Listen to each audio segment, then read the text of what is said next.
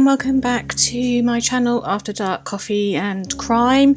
If you are new here, hi and welcome, and if you are a regular, it's good to see you back. So this week I am going to continue with the case of missing mum Nicola Bulley, and I feel that I need to do this to see this through, and of course we have had a busy week with some different updates and things, so I thought that I would come back and just give everybody an update. So it's not obviously my normal usual video style, but I think people would like to obviously get the updates and, you know, keep Nicola's name in the public.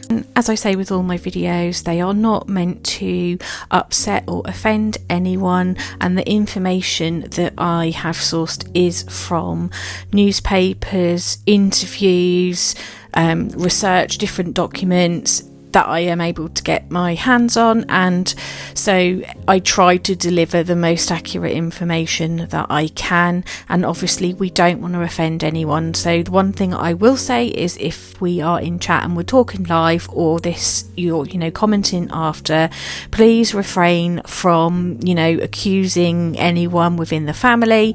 We don't know what's happened, and we can't blame anyone. So any comments that I see that attack the family members, they will get deleted, and if it continues, then obviously we don't want to see that, and we'd have to remove you from the chat. So please be respectful, because families do watch these videos. So before I get started, I just wanted to give a quick recap, just in case there is anybody that hasn't sort of been aware of what's going on. But for full information, you can go to the previous one that I carried out. So we know that Nicola has now been missing for over 2 weeks. We know that she dropped the children off to school. She then proceeded to head over to the field where she took her dog Willow for her walk, which she did every day. Her routine was the same, and her phone was found still attached to a conference call. The dog's harness was on the floor by the bench, and Nicola was nowhere to be seen.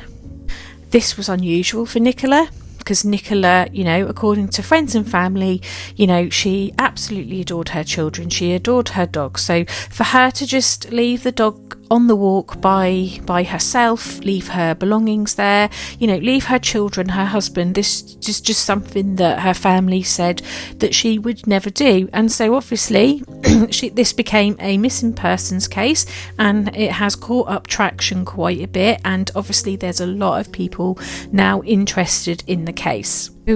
We touched a lot on the information last week of the route and everything. So like I said, if you haven't seen my video, do pop over, because that is from the sort of beginning of where she went missing, and we look at the route and everything else that's happened within that week.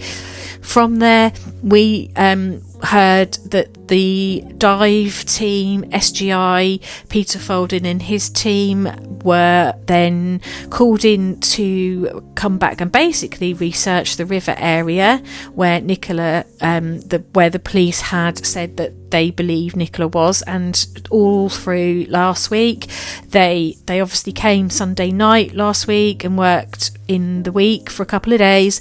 They came in and they followed the river, and they researched the area, and Peter Folding was very clear that if Nicola was in that river, he would find her. And they did their searching and they retraced things, and Nicola was not found in the water. So Peter categorically believes she is not in that water, because if she was in the river there, he would have found her and retrieved her body. Like with every case, there's always speculation about, who's likely to have carried this out, who people think have been involved. And, there has been a lot of speculation about different things around the case of Nicola, and her friends decided that they would come forward and actually bring some facts to the table for people who are following the case to kind of clear up any speculation. So they came up with 11 things that they wanted people to know to help stop speculation and spreading of false rumours. And so I'm going to just go through some of the facts that they did share with the public, and actually there were a couple there that I wasn't aware of. So the first one is that Nicola and Paul, her partner, both worked from home most of the time, and that is why he was actually home that day. And they do have CCTV, and that's one of the reasons why Paul has never been their suspect, because the CCTV is what is his alibi. It sees who comes and goes from the property. And so, there's been some terrible things written about Paul, and it's obviously really upsetting for the family. So, please do be careful when you are talking about cases and what you are writing, because, the family have to read that as well. They both do this walk regularly, and they say Paul is very well known within their community, and he is well recognised and respected. Now, the dog normally doesn't have the harness on for most of her walk, and normally, which is something I didn't know last week that I learnt this week, is that the harness is usually left at the gate of the top field, and then when they leave the top field, they then get back to their turn to go back home when they leave. Now, there's been a lot of speculation around the ball, and they talk about the dog and the harness. The dog doesn't normally have a harness on for most of the walk, and they say that the harness is removed from Willow at the gate of the top field. They go for their walk, and then on the way back from their walk, Nicola reharnesses Willow, and then they leave. There has also been a lot of speculation around a ball, because Willow is known to love a ball, and they've actually said that the ball that they would normally take out for their walks hasn't actually been out for some time now, and this is because Willow has got protective over this ball, which when animals get protective over something like that, they can show a bit of aggression. And so because of that reason that Willow is protective of the ball wasn't actually on that walk and hasn't been for a long time. The harness itself, which when you go back to where the harness would normally be left, the harness wasn't actually on the bench. The harness was on the floor. The phone was on the bench. However, it struck me when the information about the harness normally being left at the gate has, on the day that Nicola happens to go missing, the harness is actually in a different location. So it kind of sort of got me thinking just a little bit there, because it just seemed weird to me that on the one day that Nicola went missing, the harness was not at the entrance of the gate. It had been left at the bench. They go on to say that Nicola is a strong swimmer, and that may be the case, but it doesn't stop someone from drowning. And I did lifeguard training when I was younger, back in the day, and we used to have to swim in the water and rescue with clothes on. Now, if you've ever been in that situation where you're swimming with your clothes on, and these were just tracksuit trousers and a t-shirt, and these were really uncomfortable to swim in because they weigh you down. And so we know Nicola had a heavy coat on, she had welly boots on, and she was well covered. So for her to try and swim in that sort of attire would be really difficult for her. And obviously if she had have gone in head first, she will have been knocked unconscious, and then she would have drowned in that way had she have gone into the water. And the dog was dry when they found her, so they're saying basically the dog didn't actually enter the water, so Nicola didn't enter the water after the dog, and vice versa, the dog didn't sort of go in there after Nicola.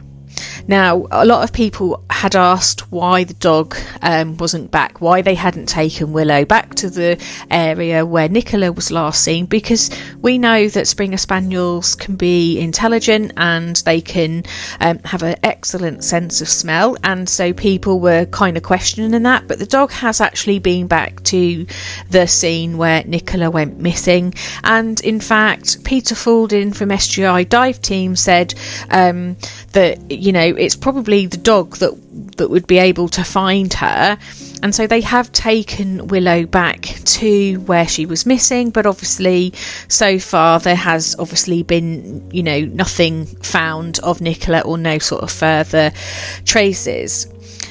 And the other thing that I wasn't aware of, that I have since become aware of, is that the caravan park, which was an area a lot of people cried out to have searched because there would be lots of empty caravans. Now, I have asked and confirmed that this caravan site, it is open to the public, but obviously it's low season, and that there would be people potentially living on there that own their own caravans, but the other caravans are on there, and I can't tell you if they have been searched, but I'm fairly sure if you asked the police they would say that they had been searched. But that said, at the back of this caravan park there is a CCTV, and this CCTV wasn't working on the day that Nicola went missing.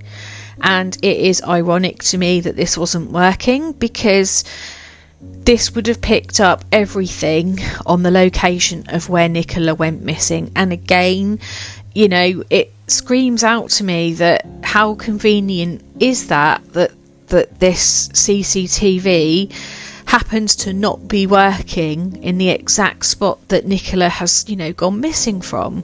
So, you know, there's a couple of things that kind of build up in your mind, and again, you just always keep these things in your mind, and you're trying to just build up you know, what could have happened to Nicola. You know, this is the most, you know, bizarre situation that I've come across. I mean, I say that there's plenty of different situations that have been, you know, really different, but this one is different from some of the others, and it's so puzzling, and it has everyone gripped because no one can work out what happened to this poor lady, and has left her sort of family, you know, absolutely desperate and distraught that, you know, Nicola has now been missing for this length of time. Now, on the morning of the time that Nicola went missing, she actually drove to the school and she left her car there, and then she made her walk, and she had this routine every day. So if someone was watching and stalking her without her being aware, she would have a perfect routine and know exactly where she's going to be and at what time. And I don't know if the car is still there, if there's a spare key for that car. People are asking where the keys are for the car, and I would imagine that they were probably in her coat pocket. So wherever Nicola is, the car keys for that car that she had would be on her person. But that doesn't mean there isn't another set of keys, because, you know, a lot of cars, most of them do have two, unless you buy a second hand one, and it hasn't got the second one because it was lost by the previous owner. Now, we know Nicola is normally on the phone quite a bit, and they said it wouldn't be unusual for her to have the phone on speakerphone when she's, you know, walking, because I'm guessing she does a lot of her work on the go when she's on the walk with the dog, as she was on this morning, because obviously on that morning she was working, she was on the conference call, and that's how the phone was found. You know, it was still connected to the conference call, but all of the other meeting guests had actually left that meeting, but she was still connected, and I have found out that she was the host. So in order for it to be completely discontinued, the host would have to shut the meeting down. And again, what I find ironic with that is that on the day she goes missing, it just so happens that her phone is in a meeting with no camera on and no volume, it was on mute. So if the phone had have at least had some volume on there, or the camera on, it may have picked up something that could have given an indication of what happened to Nicola. So I find that ironic again, that on the day she happens to go missing, the phone is found, you know, still connected to that conference call, and nobody knows, you know, what happened, because the call was, you know, disconnected and everybody else had gone off the meeting, and obviously because she was the host, she was still connected to that call. So you can see there's already lots of questions about the situation just on those things, even with the facts that put some correction to, you know, the things that people have said. You know, there's still questions, and there's some conveniences there, as I pointed out. And the problem is now, where does this go? Because we now know that the dive search team who came in and sort of followed up and did another search of the river, they have categorically said she's not going to be in there. We've searched, she's definitely not there, and if she was, we would have found her, you know, we would have found her body. And so they've now withdrawn from the search, and the police then took the decision to then start looking further out to sea in Morecambe Bay, which I find ironic that they've done it this late down the line. Whereas in my mind, my brain goes to, well, while the search team are, you know, recombing through the area that they've been through, why were they not searching the sea then? Because if you look at that sea, actually, it's really rough, it's very tidal, and she's not going to be there now. And so 2 weeks had nearly passed before they'd made that decision to look into the, you know, into the sea area, where they could have been doing that, you know, especially with Peter Folding and his crew going in and doing their job and recovering everything. And so it leaves us with these options. These are the options that remain, and I feel the police will say she's still in the water, but there is the option that she may have made it out to sea, but Peter Folding said there is no way that she would have, you know, sort of travelled that far in the river. But the police may go with that line, and so that, you know, there is the sea option, in which case she may never be recovered. There is also the option that she took herself off, and I don't believe that is an option, because from what I've heard, she loved her children, she loved that dog, she wouldn't have left the dog like that willingly and knowingly by itself to get distressed.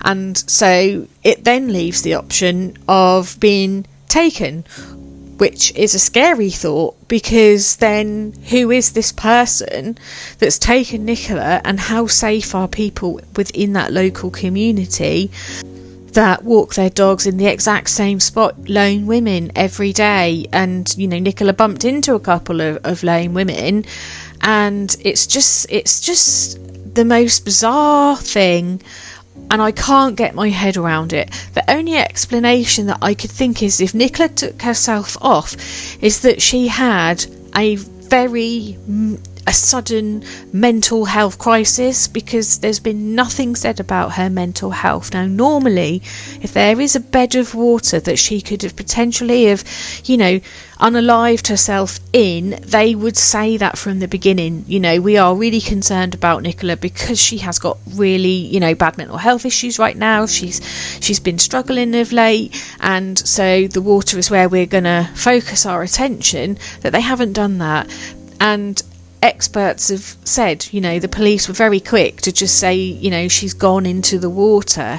And so a lot of people are 50-50 about how the police have managed this case and how the search has been carried out. And I'm looking in, and obviously I'm not in the location, so I don't know the full extent to what they're doing and what they continue to do. But the one thing I do know is that police do a lot more than we can see with our own eyes, and they know a lot more than we know, and they will only give us the information that they have, that they want us to have, as they want us to have it. And so we kind of have to be patient with that. But I do fear that this is going to become a cold case, and that we may never hear what has happened to Nicola, or that she actually becomes reunited with her family. Also, there has been a lot of speculation about the abandoned house, which is near where Nicola went missing, and there has been people kind of turning up and having a look around the area, and we know that the owners of that house have not been happy about this, have called the police, they've tried to stop them coming into their property, and the people that have been there have kind of described things as very weird, the way they've behaved towards them, and that people believe that the house hasn't been searched and looked at, and so keep calling for people, the police to go back and look at the house. And actually, like with the 11 things that her friends wanted people to know about Nicola to stop speculation, they also did the same with the house, because they felt that it was needed, because the house was being, people were just trampling all over the place, and they have had no respect, so to speak, for the land and the owners. However, I was live on TikTok one night, and one guy who was there said, these men were very strange at this property.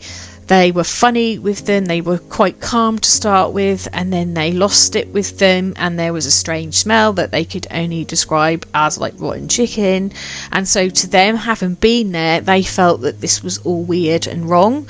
However, I wasn't there, so I can't explain or know what they went through when they were there. However, they kind of feel there's something not right around that property. But here is what Nicola's friends said about the abandoned house. So first of all, it's been said that the owners of the property are really lovely. They're a lovely family that would help to do anything to help in the search to bring Nicola home. And they said that they have never refused entry to the police or told them that they need to have a warrant to search the property, which was one of the speculations that was going around, that they were told that they couldn't come in because they didn't have a warrant to the property. They have also said the house isn't actually abandoned. It is actually owned by a family, and they have lived within that village for generations. And like I said before, that they would, want to help in any way in the search for Nicola. And since people kind of have been nosing around that area, they have said it's sort of half lived in and half being renovated. They also went on to say that the house has actually been searched inside and outside, top to bottom, by the police, and this friend had confirmed this with the family and also with the police. And like I said, they've never refused the police entrance, and they've also said it's not strange that they were around when the police rescue teams turned up. The police had knocked on the door because they'd asked them to be around when they came. So they're just some of the facts regarding the abandoned house that actually isn't abandoned. It's part lived in, part being renovated, and they are asking for people to stay away from the property because they're saying it is hindering the search. Also, what has been also highlighted this week is that there is actually now a mystery 2-hour gap in her disappearance. Initially, we were told it was like a 10-minute gap that the missing mum was last seen walking Willow. What they're now saying is that, she was last seen at around 9:10 walking Willow, and the first call didn't actually come in to the police until 11 a.m. So how have we gone from that short 10-minute window to now this 2-hour window? So from last being seen at 9:10 in the morning to the phone call at 11 a.m. to the police, that's a big gap for anything to have taken place that if she was taken by force or if she'd fallen in the water. That's a big gap, and it baffles me as to why now they're saying there is this mystery 2-hour window compared to the initial information they gave us, which was the 10-minute window. However, the police are still saying that she is not a victim of crime, and that, they still are pressing on with the theory that she has sort of gone into the water. So there's so many different things that have happened with this case, and I really do not know where this case will end. I do not know if, she's going to be found okay, or, if they are going to recover a body. The whole thing is just a mystery, and I'm going to continue to obviously follow this case to see what happens. Like I said, we don't have many options. There's not many things that could have happened to her. You've got the water option, which we know she's not in that river. That's been thoroughly searched, and it's been excluded by Peter Faulding and his team.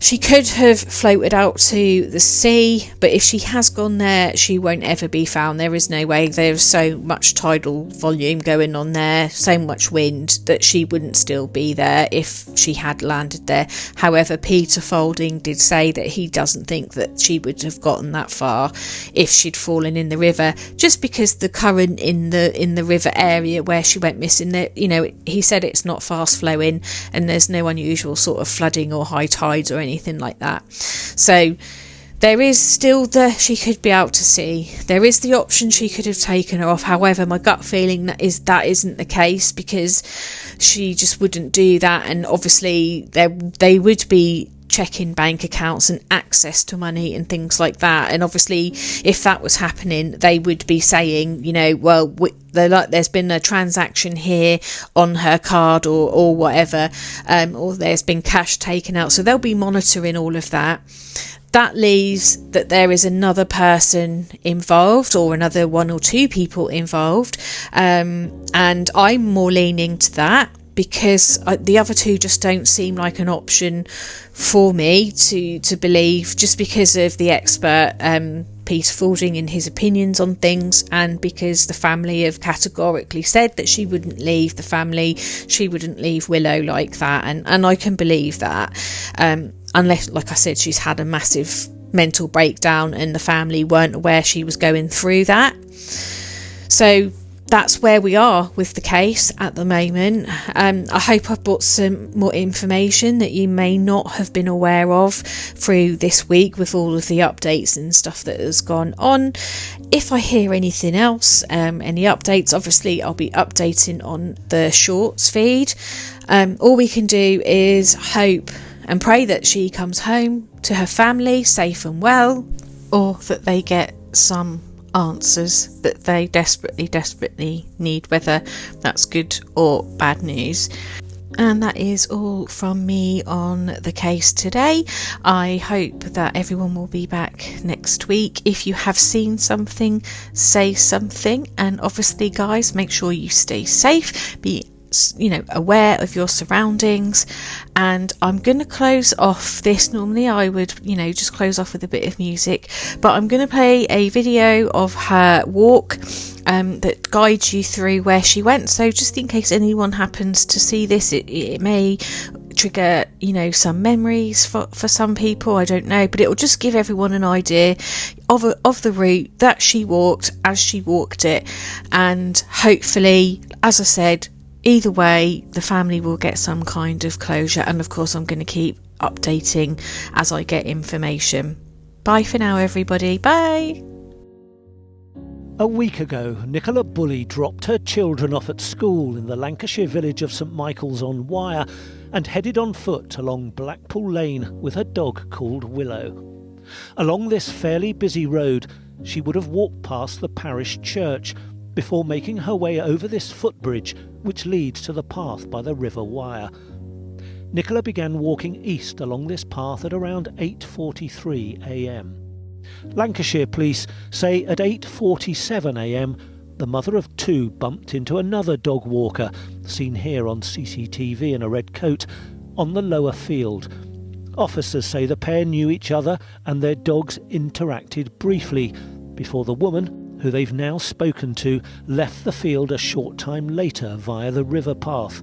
6 minutes later, at 8:53, Nicola used her phone to send her boss an email. And at 9:01 a.m, she joined a work Teams conference call. 9 minutes later, at 9:10, a second witness who also knows Nicola saw her, but this time on the upper field, and still with her dog Willow. The dog was off the lead and it wasn't in its harness, which officers say wasn't unusual and was all part of her daily routine. That was the last confirmed sighting of the 45-year-old. Police say they are particularly interested in what happened between then and 9:20 a.m. because they believe her phone was on this bench at 9:20. At 9:30, the work conference call ended, but Nicola's phone remained dialed in. Nicola's dog Willow was found by a witness at 9:33, running between this gate to the field and the bench where the phone was located. At the same time, Willow's harness was also discovered on the grass between the bench and the river's edge.